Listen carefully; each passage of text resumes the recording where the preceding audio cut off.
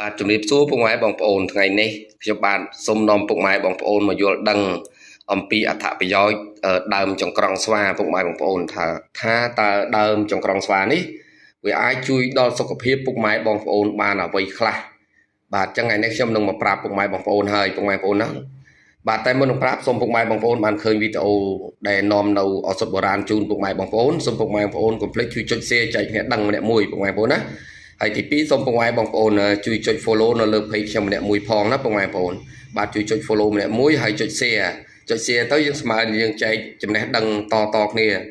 បាទបើអញ្ចឹងយើងមកដឹងអំពីអត្ថប្រយោជន៍របស់ដើមចង្ក្រង់ស្វាតើវាជួយដល់សុខភាពពុកម៉ែបងប្អូនអ្វីខ្លះបាទទី1ជួយដល់ពុកម៉ែបងប្អូនដែលពិបាកបត់ជើងធំបាទពុកម៉ែបងប្អូនពិបាកបត់ជើងណាបាទហៅលាមករឹងបត់ជើងតឹងពិបាកក្តីនេះអញ្ចឹងពុកម៉ែបងប្អូនត្រូវរកដើមចង្ក្រង់ស្វានេះពុកម៉ែបងប្អូនយកជីកវាយកទាំងដើមគ្រឹះមកបាទពុកម៉ែបងប្អូនដាំទឹកហូបទៅធ្វើឲ្យលាមកយើងទន់ងាយស្រួលក្នុងការបត់ជើងវិញហើយធ្វើឲ្យដើរខ្យល់បានស្រួលទៀតពុកម៉ែបងប្អូនណាដើរខ្យល់ឲ្យបានស្រួលអស់ណាដើមចង្ក្រង់ស្វានេះបាទឯទី2នោះគឺជួយលាងសម្អាតជាតិថ្លើមនេះពិសេសណាពុកម៉ែបងប្អូនជួយលាងសម្អាតជាតិពុលក្នុងថ្លើមណាធម្មតាយើងរាល់ថ្ងៃហូបបន្លែគីមីទិញពីផ្សារមកស្អីក៏គីមីដែរចឹងកាលណាបើវាតកកស្ទះក្នុងថ្លើមយូរពេកវាអាចបង្កទៅជាជំងឺផ្សេងដូចជាជំងឺមហារីកអីចឹងទៅដើមជំងឺលមាស់សើស្បែកជំងឺមេរោគក្នុងឈាមក្នុងអីចឹងណា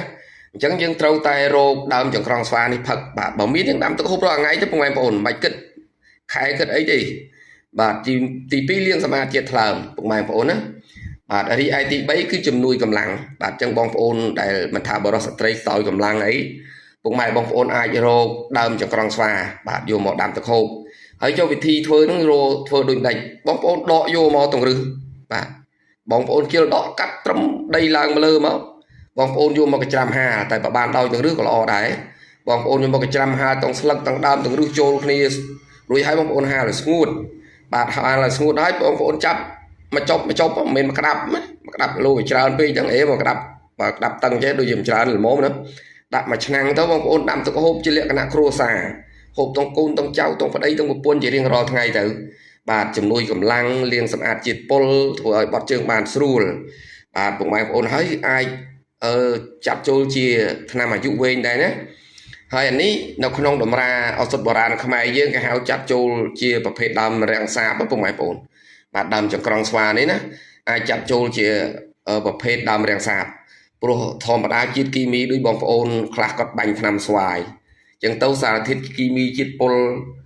យើងដកដង្ហើមចូលទៅក្នុងយូរទៅវាទៅប្រតិកម្មនៅរាងកាយរបស់យើងបាទដោយសារថ្លើមវារងនៅជាតិពុលច្រើនពេកណាអញ្ចឹងបានឲ្យផឹកអាហ្នឹងទៅវាសាបវាជួយលាងសម្អាតហើយសាបទៀតហើយបងប្អូនពុលទីហោថាបងប្អូនច្រឡំពុលអាថ្នាំបាញ់ស្មៅច្រឡំផឹកដោយលាងអីស្អាតពុលថ្នាំអីបងប្អូនយកចង្ក្រង់ស្វានឹងមកដាំទឹកហូបក៏សាបក៏ជាដែរណាបកកាយមែនទេបងប្អូនដាំចង្ក្រង់ស្វាចឹងហើយបានឲ្យបងប្អូនបានឃើញវីដេអូហ្នឹងកុំភ្លេច share ទៅចែកគ្នាចេះចែកគ្នាដឹងហើយមួយទៀតបងប្អូនកុំភ្លេច follow លើ page ណាបងប្អូនហើយបញ្ជាក់ពុកម៉ែបងប្អូនបញ្ជាក់ច្បាស់ថាដើមចង្ក្រង់ស្វាដែលយើងយកមកធ្វើថ្នាំនេះយកអាដើមដែលមានស្លឹក3ក្នុងមួយតងវាមានស្លឹក3បងប្អូនបណ្ឌិតមើលណាបាទនេះវាសពូនខ្ញុំបេះមកហាលថ្ងៃក្នុងមួយតងវាមានស្លឹក3ហើយបើនៅស្រស់នឹងដើមបងប្អូនមើលទៅដូចសដែកដីយ៉ាងត្រួយវាដូចដើមសដែកដីយ៉ាងដាំអញ្ចឹងណាបាទមានស្លឹក3បាទអាស្លឹក1អត់យកទេអាស្លឹក1ហើយមូលដូចស្លឹកអណ្ដាតគោអានឹងស្លឹក1ហើយស្លឹកមួយមូលដូចអណ្ដាតគោអានឹងអត់យកទេមួយទៀតស្លឹក1ដែរតែស្លឹកវិញដូចដាវអានឹងក៏អត់យកដែរយកអាស្លឹក3ទេបងប្អូនមើលទៅដូចសដែកដីស្លឹកត្រួយដូចសដែកដីនឹងចាំយកអានេះអត់បាច់ភ័យពុលទេអានេះគេហូបត្រួយវានឹងស្លកកោហូបលក់នេះអាក្តាប់ខ្ចីហ្នឹងបងប្អូនដោះបេះស្លកោបេះស្រស់លក់អីយោឆ្ងាញ់ណាស់ខ្ញុំធ្លាប់ហូបហើយណាជុំដៃពុកបងប្អូនខ្ញុំអ្នកស្រែអញ្ចឹងបងប្អូនបានឃើញវីដេអូល្អពិសេសមានតម្លៃកុំភ្លេចជួយ share ចុងក្រោយសូមបងប្អូនជួយ follow លើ page ខ្ញុំអ្នកមួយផង